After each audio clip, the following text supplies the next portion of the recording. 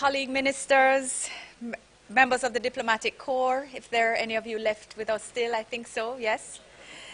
Specially invited guests, members of media outlets, my dearest colleague ministers who are present here today, and Deputy Premier, of course, and Vice President, very, very glad that you are with us. We've come to the close of what has been a rewarding and enriching 3 days of deliberations on a regional approach to implementing the SDGs. I think we can all agree that fundamentally we share and believe that we can achieve the vision enunciated by Prime Minister Holness on our first day for a more sustainable and resilient Caribbean, where the concerns of the most vulnerable are addressed.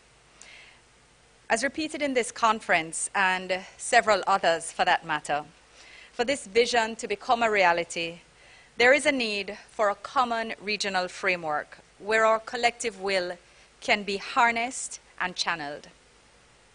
We recognize with appreciation the efforts of our conference advisor, Mr. Adrianos Melkert, for providing an initial draft of the partnership framework for the region geared towards implementation of the SDGs. Your delegations have all had a chance to have input within in the initial draft, but we think that we could do a bit more review to ensure that before we sign on that partnership framework, we've given it the rigor which it might require for full buy-in across the piece. So today, what we're hoping for is an endorsement of the conference, not only of the conference, but of the framework, the partnership framework as outlined to us this morning by Mr. Melkert. And I certainly also would wish to call on my minister colleagues in particular, to share their thoughts, if not on the framework in particular, on the path forward in respect of our attainment of the Sustainable Development Goals. If there's anything in particular which struck you in the conference or anything which you believe requires some emphasis, I would really appreciate your contribution at this point in time. And I wish, before you even do so, to thank you for your participation to date. Your chairing of sessions and your contribution to the discussion has been absolutely valuable and helpful to the process that we have undertaken. Ministers, I'm not going to call you by name. I'm just going to say whichever of you, whether by seniority or...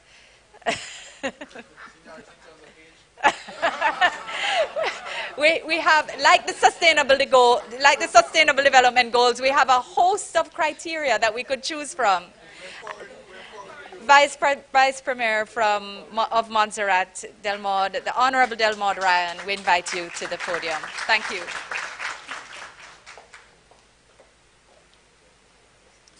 Thank you very much, Minister Smith. Good afternoon, all.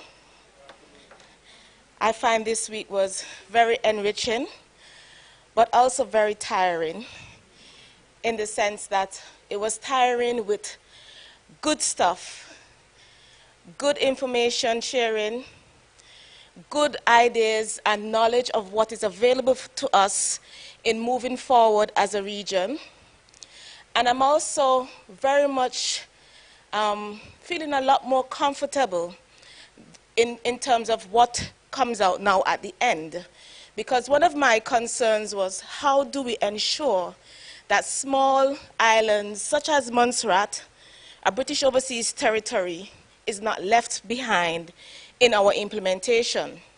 And there are times that countries such as the overseas territories tend to be left out of the opportunities for technical assistance and for even financial assistance as a result of our status as British overseas territories. Because there's always a thinking that as a British overseas territories, the UK will take care of you. But we know that on the ground, it is not necessarily so. And so what I want us, and I mean, the comfort that I have, is that we are moving forward together as a region. And I'm very heartened by Jamaica's leadership in showing exactly, and with the support of the UNDP, how we can be able to pull together our own internal resources, but also share from the knowledge and the experiences of how we can then align the SDG goals with our own internal development plans for our country, but also too looking at how we move together as a region. I am also very heartened that the fact that the SDG 2030 goals have been embraced in almost every sector. Given the minister with many hats in my country, I have been in a number of other sector planning sessions that deals with the implementation and aligning of the 2030 SDG goals. And I'm really happy to see it all now pulling together as to how we can really make that happen. But of course it comes with challenges. Even as a politician, this week we were tested in terms of, well, what does it mean as a policymaker? Our terms in office, how do we ensure the continuity? How do we balance meeting our own political aspirations as well as looking at ensuring that we improve or implement and achieve the 2030 goals? And I also too, from a personal level, feel again very enriched and feeling that we're on the right path, in the sense that one of the things that I have done personally in the presentation of our budget debates was to go back and take a look at our manifesto promises and align those manifesto promises against the SDG goals. And I must say, as the words I've used, is that we had some wisdom back then, because it was very, very interesting to see how closely aligned they were without even knowing about the SDG goals at that time. I came into office in 2014. So it shows that our people know exactly what the issues are that are affecting them. And indeed, our manifesto promises are indeed taking us along the line in achieving, if we follow through implementation, the 2030 goals. I see the implementation of these goals as a ripe opportunity to stabilize political parties, improve transparency and governance in our political leadership. And you never know, you'll be in there for a long time. So I am, as I say, very heartened for the experience. I want again to thank my Honorable Premier for giving me that opportunity. And there are not much leaders sometimes who like to delegate down, but Kamina would know this is the second delegate down. Given the opportunity last year to be at the heads of government as well. So it shows that type of leadership that allows to empower those who are below you. And as they say, I'm the youngest one, the youth among them, and there's a youth within me. And I'm really happy to see the integration of the youth, being a part of the discussions, seeing civil society's input in the discussions, and for our ministers to endure. Because there are times when we are pulled out for many different things, but I'm happy that we were able to endure the 3 days discussions and the long evenings, even with the time difference for us from the Eastern Caribbean, being able to stand. I want to thank the government of Jamaica, the UNDP, for this invitation for us to be a part of this very important and promising Caribbean Action Plan. I actually feel that I can leave here empowered, going back to my cabinet, to show how we can indeed bring action, not words, it's time for action. And I'm really feeling that we can have and demonstrate something positive for the region. We are small enough, but yet big enough to allow this to happen for us. So thank you to the government of Jamaica, to Kamina, to the UNDP and the other international organizations who have contributed to this program, and for all of you who have helped us to stimulate our thinking, to challenge our thoughts, and for just being there in helping us to see things through different lens of how we can make our Caribbean a truly better place by 2030. Thank you all very much.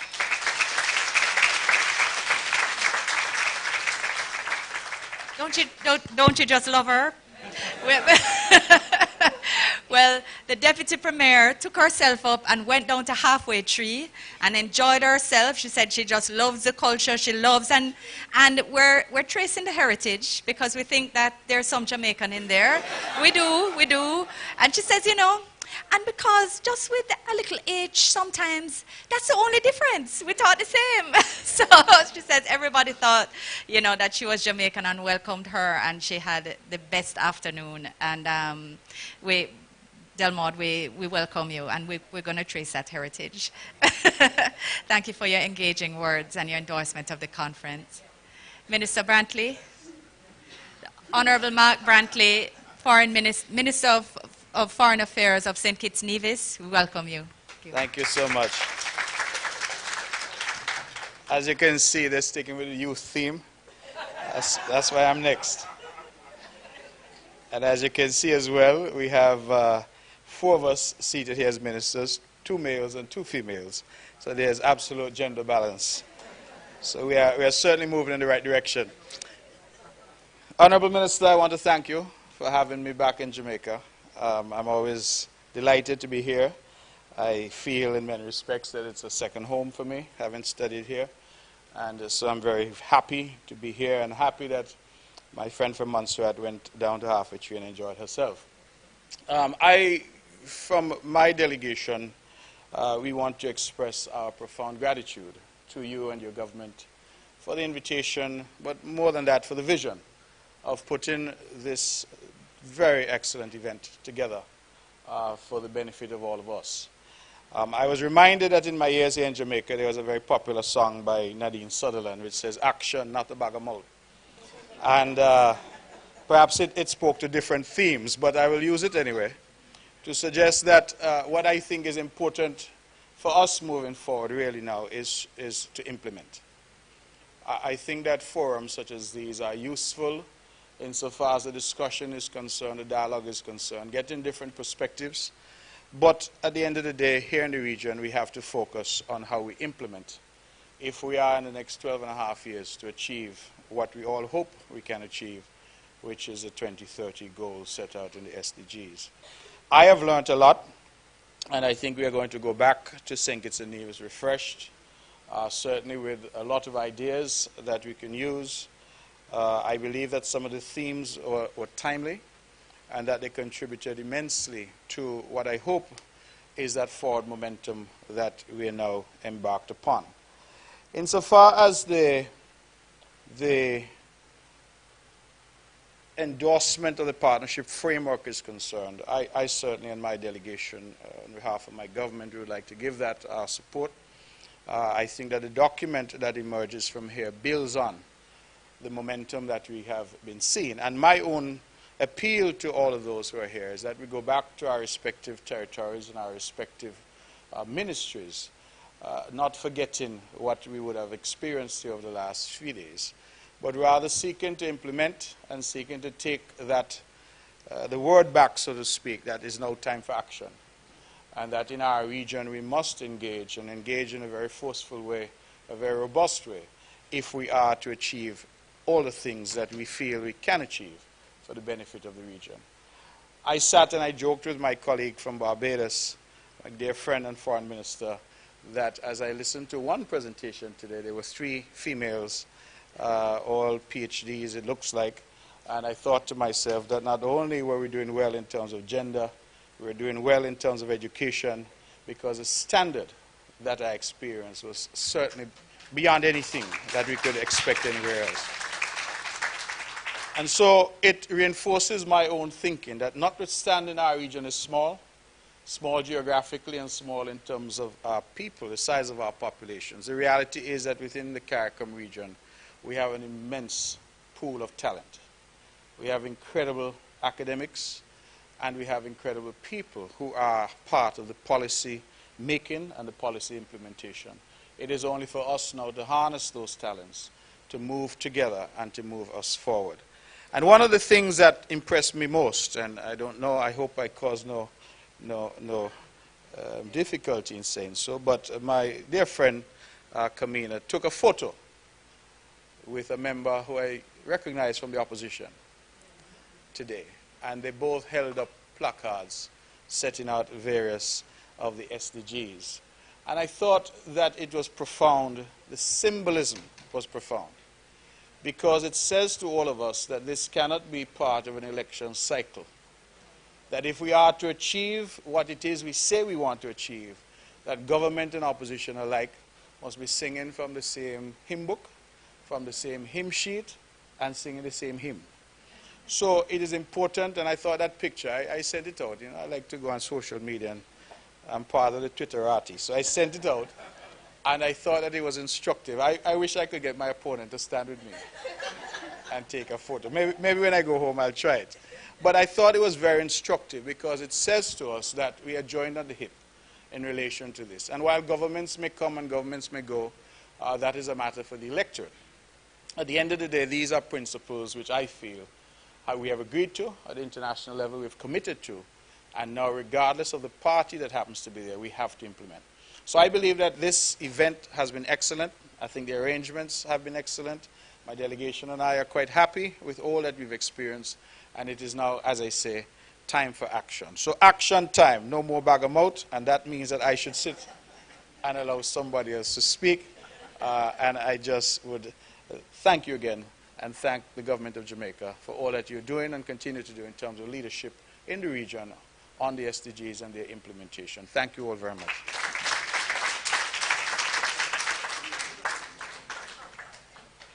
We now welcome the Honourable Maxine McLean, Foreign Minister of Foreign Affairs and Foreign Trade of Barbados. Thank you very much, Kamina, and I say good afternoon to distinguished ladies and gentlemen.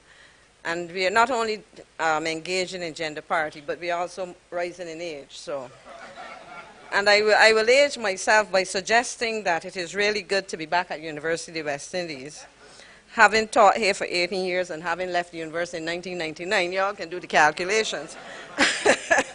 But I really want to thank the government and people of Jamaica, the UNDP, SALISA, that's the University of West Indies, and all the other stakeholders. So what, if you indulge me in a little alliteration, has been stock-taking, sharing, stakeholder involvement, involving all sectors, and strategies to find solutions or solutions with associated strategies for going forward.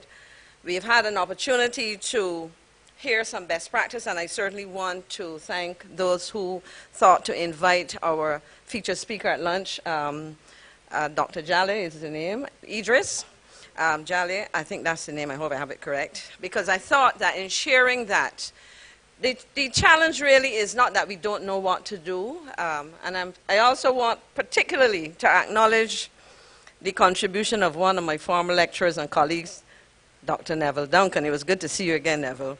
And I thought, again, that was one of the presentations that forced us, or should force us to really challenge our thinking on what is happening and how we approach the development of this region going forward.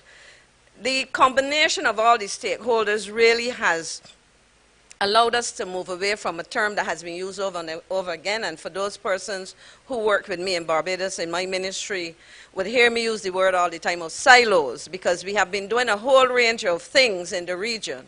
But at the end of the day, all of these things pretty much fit into this. In the briefing that I had before coming here, I had the opportunity to share with a newly appointed Permanent Secretary in Sustainable Development, because much of it would have been captured on the environment for a long time, that at the end of the day, we have to recognize that this, and I use a term used before, a whole society, a whole nation, a whole country, and in the case of government, a whole government exercise. So from my perspective, it allows me to go back and do some reflection on how we mobilize in a way to ensure maximum efficiency and effectiveness. We have been at the level of CARICOM undertaking some work, and I want to particularly acknowledge the contribution of America from the Secretariat. America has been borrowed from the Ministry of Environment in Barbados. Borrowed, notice I said, from the Ministry of Environment, but it is a lot of good work that has been taking place that we have to build on, and it is not simply a national agenda or a regional agenda. We are part of a global agenda. And at the end of the day, what this has highlighted as well is that we in the region have had for quite some time a commitment to what has been labeled the Sustainable Development Agenda and the SDGs, because we've been doing these things. But it is now about labeling them, coalescing a lot of what we are doing into concerted action, and I therefore would want to say that this comes at a time when, in a day or two, we have to trek to Grenada. That is for the heads of governments. It comes 2 or 3 days after we left Mexico attending the Organization of American States General Assembly. And I'm articulating these, and prior to that we had an Oceans Conference, because at the end of the day, when we flit around the world as we are seen to do, which we don't do, we work very hard, as you can see. And to my friend here, when you sit in a meeting till 2:30 in Copenhagen in the middle of winter, at one of the COP meetings, you understand what long meetings really do to you. But the point I'm making is that this is all part of a process of bringing together several individual agendas which constitute a very important part of our regional and national development agenda. So I want to thank all of those, and particularly my host and colleague and friend, for giving us this opportunity to do the kind of reflection, strategizing, and action planning to make us achieve what we identify in the region as priorities. Thank you very much.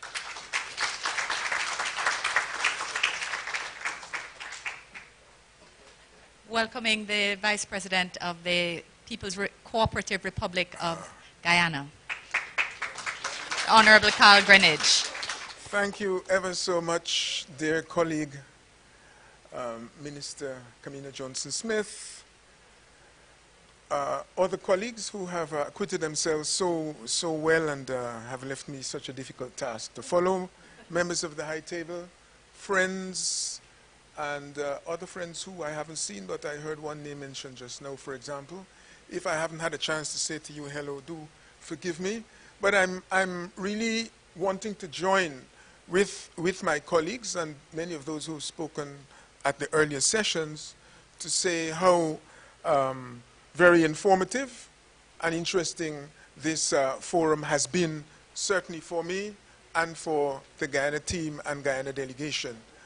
The emergence of SDGs as an area of focus, an initiative in the international arena, is an emergence that is of special or should be of a particular interest to the Caribbean. And it should be that way because we have, I think, for long complained about the unidimensional tools that we've used in the past for trying to measure development, sustainable and otherwise, GDP and the implications it has, for example, for the region.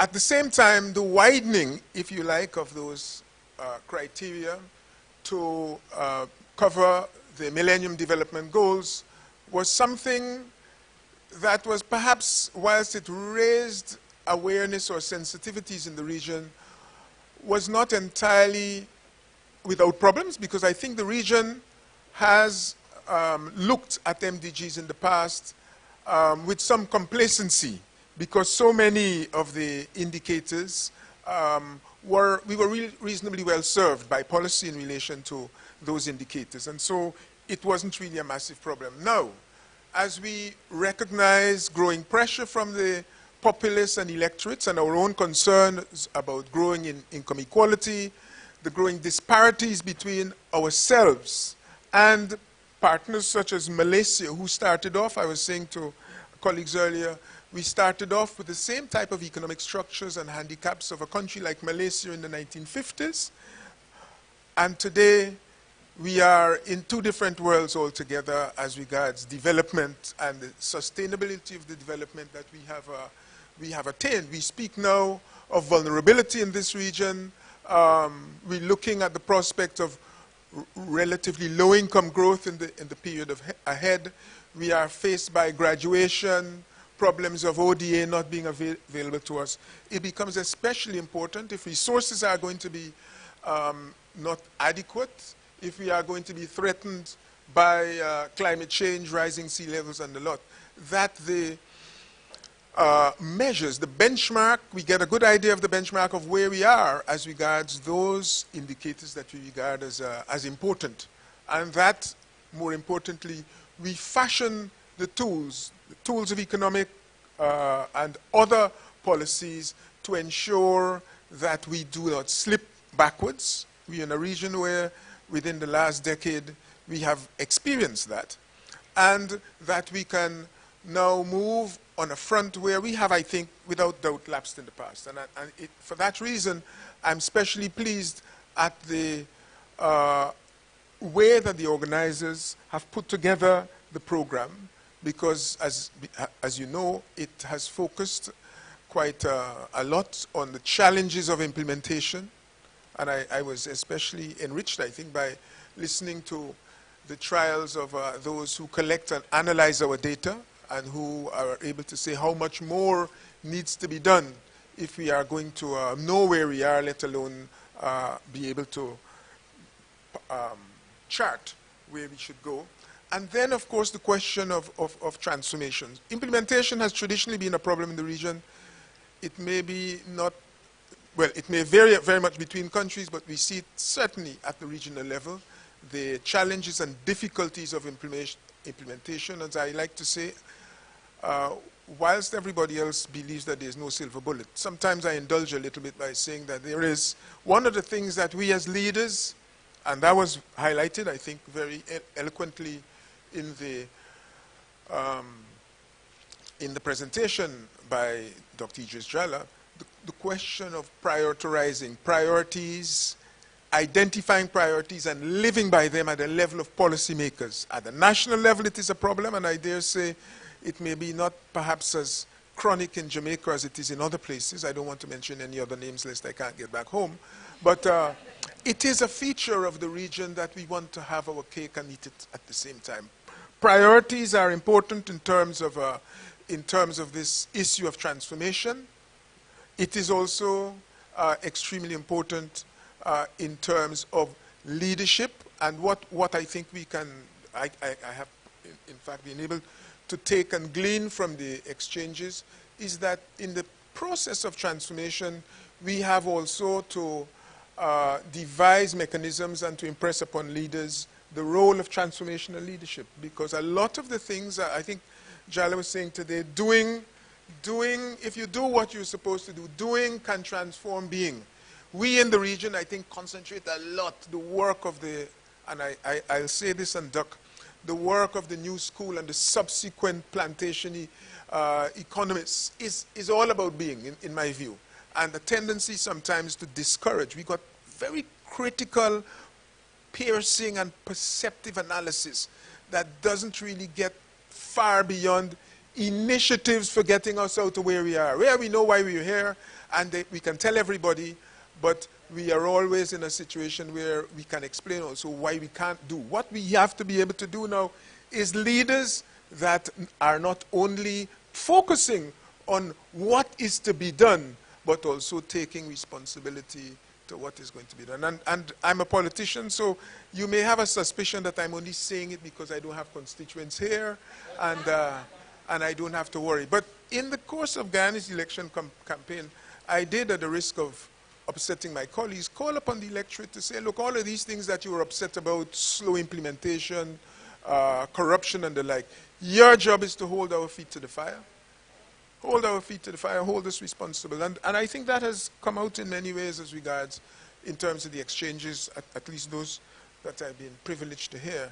And I would like to say to you that all of this is part of that exercise. Transparency, ensuring that data is available, ensuring that as many of the actors and stakeholders have access to data. Yes, of course, they can create difficulties for politicians by perhaps not fully recognizing the significance of the data that they use, using it for their own purposes. But to the extent that we also put the capacity in place, whether it's in the government offices or at the level of the academy, then you can have perhaps a backstop or a safeguard against misuse or misunderstanding of the data. So as my colleagues, very pleased with the framework. On the rave, as regards the way forward, I think there are many challenges here. We have a lot more to do, but I think the wide-ranging scope of the discussions that has been organized by those responsible for this week's events have been, I think, very, very helpful, and they should help to ensure that we go forward with the best information that we can at this point in time. I would like to close by thanking, of course,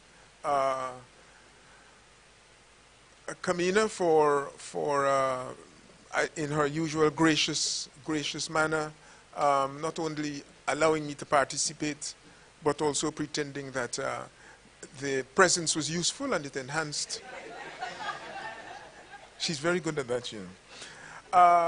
So I'd like to thank the government of Jamaica also for its contribution to the facilities, UE, CIOJ, others such as the CDB, and of course the UNDP, and the phalanx of young ladies. I haven't seen any members of the other gender on the UNDP front. All the leadership and deputies seem to be female. Well, perhaps that's not right. No. Let me withdraw. I withdraw. These not politically correct in the first place, and now to be inaccurate. But anyway, I just want you to know that I've noticed, and very pleased that at the contribution you've made to this exercise, which I think has been very instructive. And thanks ever so much. Thank you, Minister Greenidge. Minister Conkett, do you want to share a few thoughts with us as well? We have our Honourable Minister from Curacao who's present with us.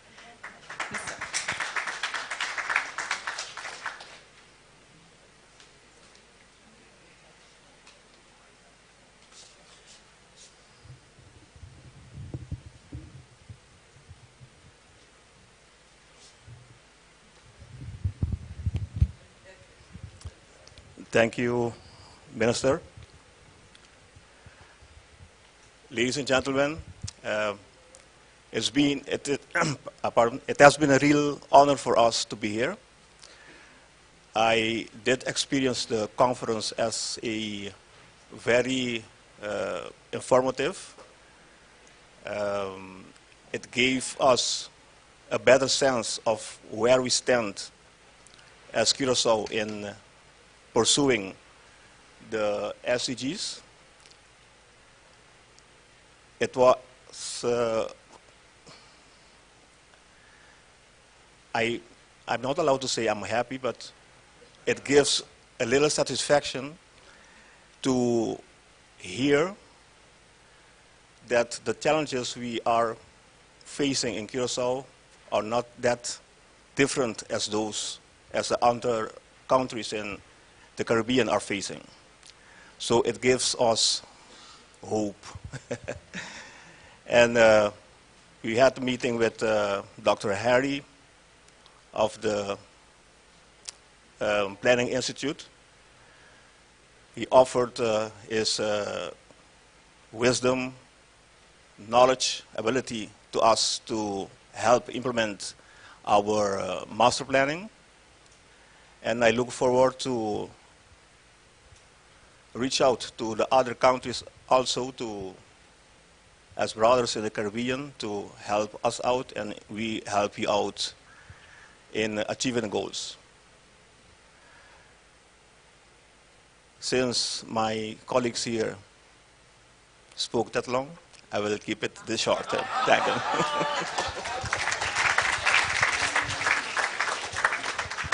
Thank you, Minister. You're clearly a very successful politician.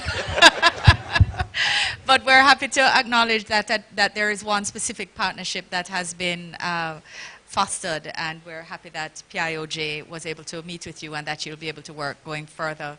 Minister Figueroa from Belize, I'm going to ask you if you could just indulge the university singers, because apparently they have an event. So I would ask them to go first, or you just want to speak very short? All right, okay. Honorable Minister Figueroa from Belize, welcome. Thank you, Senator Kamina. I think one of the good things about coming last, or the bad things, is that all my colleagues have so eloquently described what I would have wanted to say far better than I am able to do that. But I just stand here and firmly endorse the partnership framework that we have developed here at this meeting. For me, it is my first meeting on SDGs. I have found it to be extremely informative. I'm very grateful for the invitation and for the opportunity to come here. Like my colleague from Barbados, I just returned from the Oceans Conference too. And there are so many of these conferences, I think, that we really need to start to look at all these opportunities that are out there and try to really maximize our energies and our efficiencies and try to ensure that we don't duplicate efforts as we move forward. I think the SDGs are a perfect vehicle to try to bring everything together, and we need to really focus in that direction. We need to keep working together as a team. CARICOM has always led the way when you go to climate change, when you go to the Oceans Conference. We need to continue leading. CARICOM clearly has what it takes to lead, so I just want to keep on encouraging all of us to head in that direction. Thank you so much, and let's look forward to the music. So much, Minister. Very much appreciate your comments. I appreciate your endorsement. If I could just now invite the university singers to join us and to share with us, and I will give you back your mic as you look intently. Sorry. And it's on. Please join us. Thank you.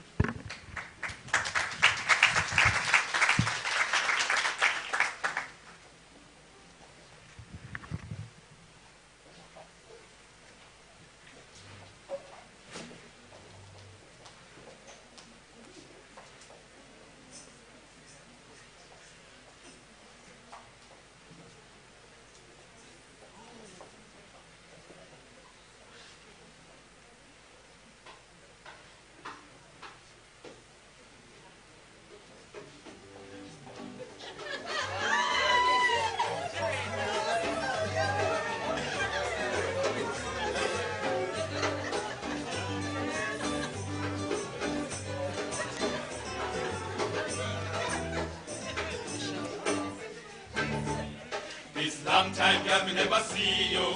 Come make me hold your hand. This long time, boy, me never see you. Come make me hold your hand.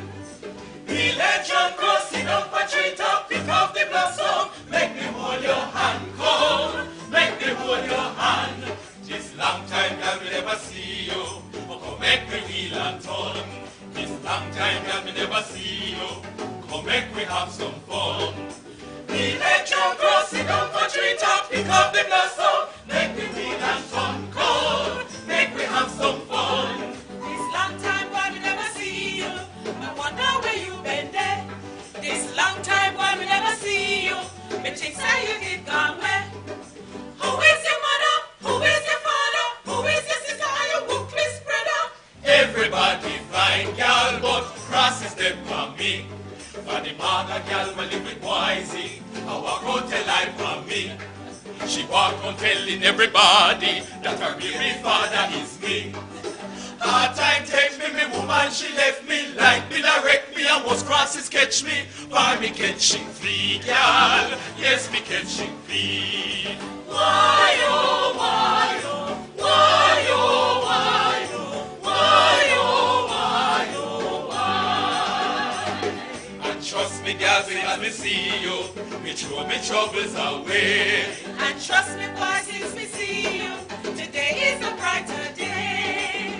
Make we wheel and turn till we tumble down, for me glad we see you. Make we wheel and turn till we tumble down, for me glad we see you. Make me hold your hand.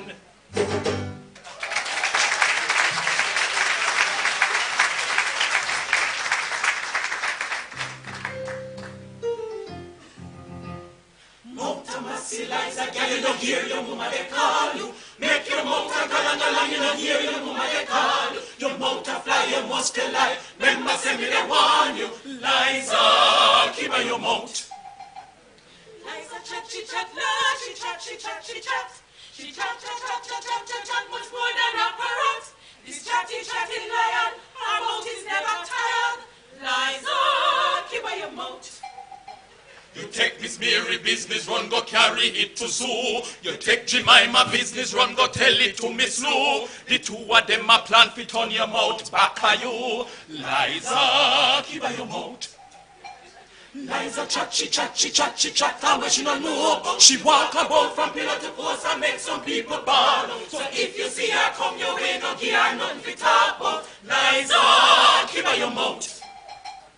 Mouth a massing, Liza, girl, you no hear your mama they call you. Make your mouth a galang, you no hear your mama they call you. Your mouth a fly, you must lie. Never say me they warn you. Miss Wireless. Mother Long Tongue. Miss Mount a Miss CNN. Keep your mouth.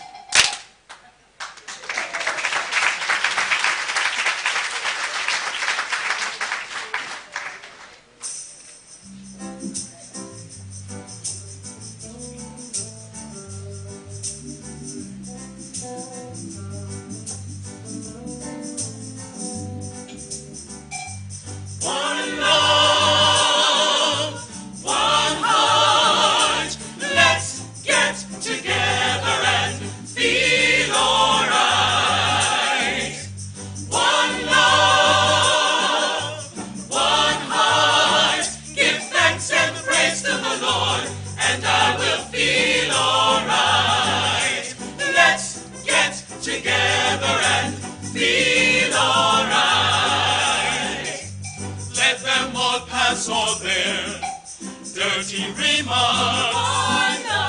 There is some question I'd really love to ask. Is there a place for the oppressed sinner who has hurt all mankind just to save his own soul? One love, one heart, let's get together and feel alright. One love, one heart, give thanks and praise to the Lord, and I will feel alright. Let's get together and feel alright. Let's get together to fight this whole.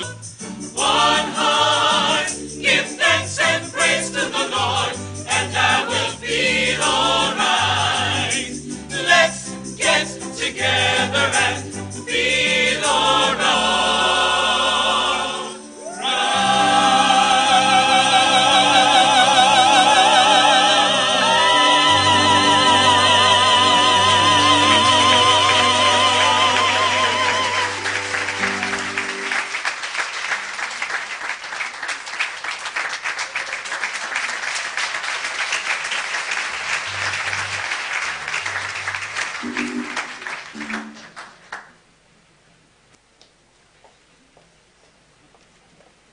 You see, if I had my own mic, I could have called for an encore immediately.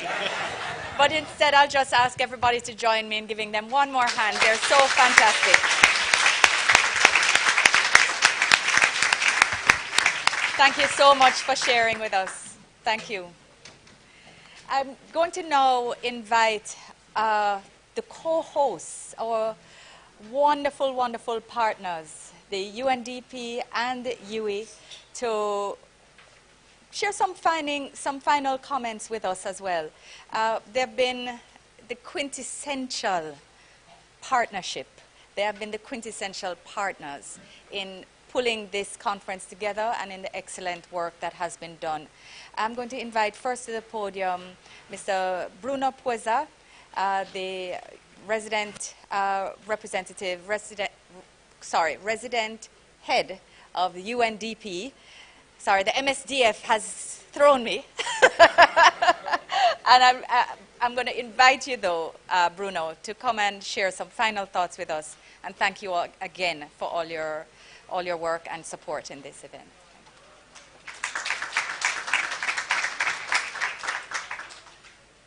Thank you very much, Minister.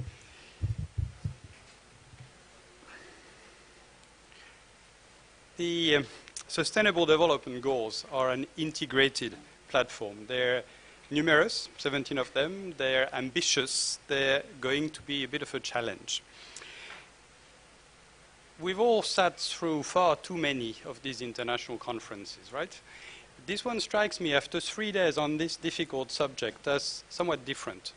And it's different on two counts, energy and innovation. So I've been trying to figure out where that difference came from. What is the success? What is the magical ingredient so that we can replicate it, right? It doesn't happen all that often. First, clearly, there was the content, and this owes enormously to UWI and Salisis in particular, who have animated the academic discussions that have fed the substantive papers into the various panels.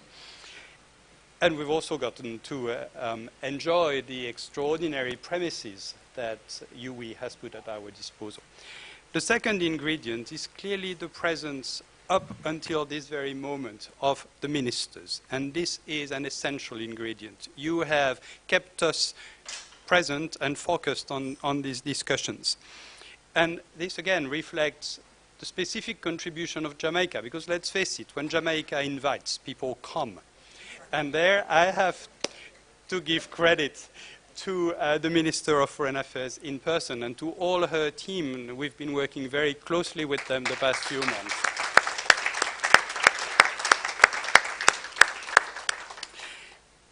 We've all talked about the need for action. We're leaving this room committed to action. On the side of the member states, the partnership framework provides a mutual commitment for support, for cooperation, for coordination. On the UN side, the United Nations agencies, funds and programs across the Caribbean have equipped themselves with a matching tool, the UN Multi-Country Sustainable Development Framework, which provides us with a platform to support the whole of the Caribbean with everything we've got to help you all achieve the SDGs. So I feel that these 3 days have been extraordinarily successful. And I want to thank you all, the member states, for their confidence, for their support. And I want to confirm on behalf of my MSDF team across the Caribbean our commitment to continue working with you over the next 5 years, that is the cycle of the MSDF and beyond, to ensure that we can all achieve the SDGs and leave no one behind. Thank you very much.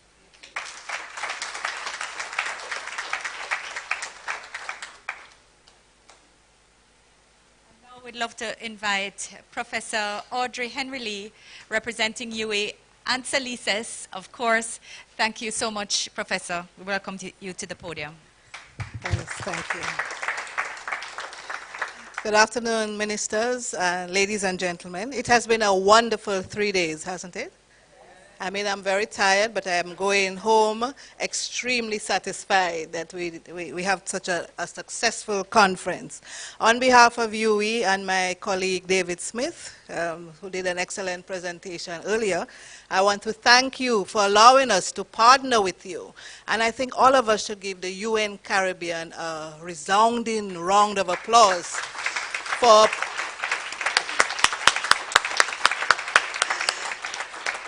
providing the support for this very successful conference. We at the UWI find this conference fits very well with our strategic plan, that we want to be relevant to the Caribbean, we want to contribute to Caribbean development, we want to provide the data and the research necessary to inform the policy formulation process and the policy implementation process. So we stand ready to continue to provide data. David has shown you that we can provide some data, and we at Salisis will continue to partner with you to provide data that will inform the progress towards the fulfillment of the SDGs.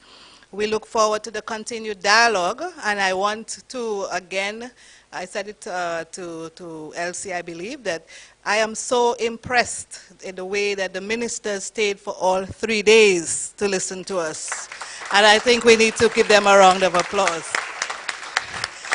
Usually we have ministers and such high-level policymakers come for the opening, they take their bags and they leave, but they stayed for all 3 days. And I'm so impressed because it's not often that academia is able to be listened to by the policymakers. And I want you to continue to come and to continue to spend time with us, because we believe that when you stay with us and listen to all the data, that you are taking us very seriously, and that you intend to have an evidence-based policy formulation process, because it's very important to have evidence to inform the policy process. So we look forward from UWI to continue the dialogue with you, the partnership, and each of us here must play our essential role in transforming our world for 2030. Thank you very much.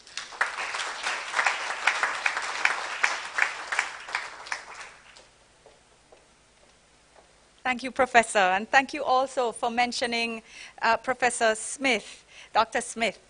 I have to say that a lot of this started with a conversation with Dr. Smith in New York last year in the margins of the UNGA, where we were at a breakfast with Professor Sachs and the Prime Minister, where Prime Minister invited Professor Sachs, and Dr. Smith and himself thought, we should have a conference. We have to speak about the SDGs. We have to pull things together. And the UNDP had its own concept of a conference. There were two being planned, and the ministry stepped in the middle and pulled the partnership together. And I want to thank both UE, the Sustainable Development Network, as SALISES, and all the arms of UN that came together to work with the ministry to make these past 3 days happen. Thank you so much to all of you for the work that you've done. And before I even thank any presenters, any participants, I want to ask my team, I'm going to be a person, my team from the Ministry of Foreign Affairs and Foreign Trade to just stand and be recognized for the absolutely excellent work that you have done in getting this.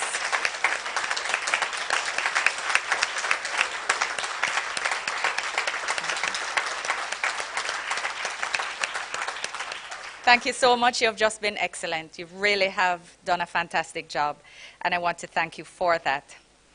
As we wrap up, and I think the intention had been to have a separate press conference, but we can just take some closing words now as the press is here, I think.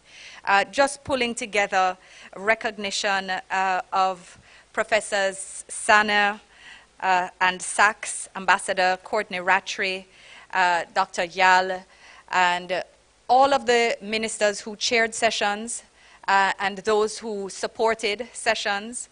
All members of academia, Dr. Duncan, it is a pleasure. I recognize you here today with us still.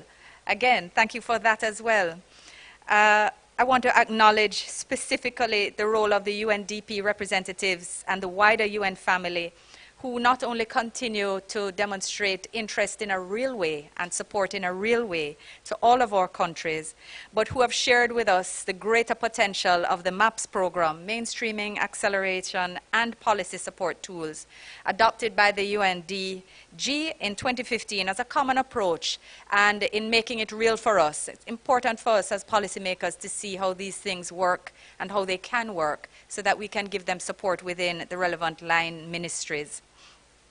We want to specifically acknowledge once more the University of the West Indies, Mona, for providing the necessary facilities. When I went to UAU, it wasn't so fancy. Where I went to classes, very different from here. Accommodation for lunch, very different, shall we say. So we want to recognize the progress that we're making as an institution, and what it means for development, not only nationally, but as a region. And thank you once more for your role in allowing us to share in all this very important information in your beautiful home. Thank you.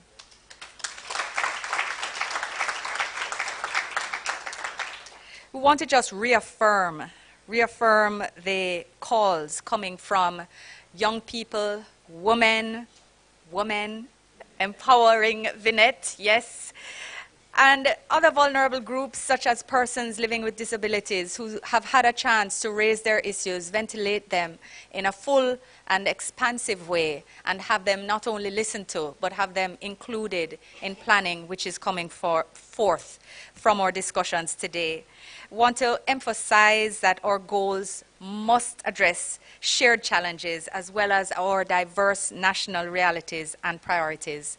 So we look at all of these sort of countervailing challenges, not only our uniqueness, but the things which we share and how we can pull them together. So important to have had Belize, Curacao, Montserrat, Guyana, St. Kitts Nevis, Barbados, Jamaica, Trinidad.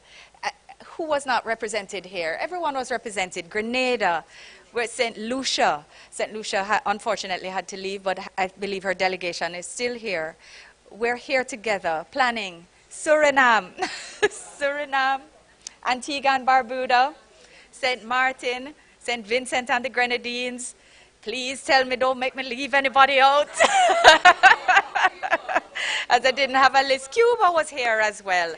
Haiti, and Haiti is always super represented here as well. So we want to thank you all for making sure that we had the most diverse and rich discussions, and that we are building coherence upon coherence based on the discussions which have been held before. I want to thank the organizing committee and the support team of caterers, drivers, other ancillary staff that have helped to make sure that we've all been where we need to be and said what we need to say. I want to thank you all for, in sum, making this conference the success that it was. Ladies and gentlemen, excellencies, I wish you all an action-filled, thought I was going to say a wonderful afternoon, right? I wish you a wonderful afternoon, but I wish you success in taking all that you have learned over the last 3 days back to your spheres of influence, your spheres of action, your spheres of policy direction and making, and let's move on. As Honorable Delmaude said, from talk to action. As Honorable Matt Brantley said, not a bag of mouth. Ladies and gentlemen, have a wonderful day, and thank you for your attention.